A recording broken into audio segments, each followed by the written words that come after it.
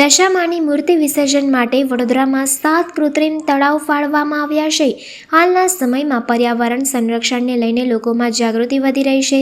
તહેવારો અને ધાર્મિક કાર્યક્રમો દરમિયાન થતી પર્યાવરણીય નુકસાન અટકાવવા માટે સરકાર અને નગરપાલિકાઓ દ્વારા વિવિધ પગલાં લેવામાં આવી રહ્યા છે। આવા પ્રયત્નોનો એક ઉદાહરણ વડોદરા શહેરમાં દશામાની મૂર્તિ વિસર્જન માટે કરાયેલ વ્યવસ્થા છે।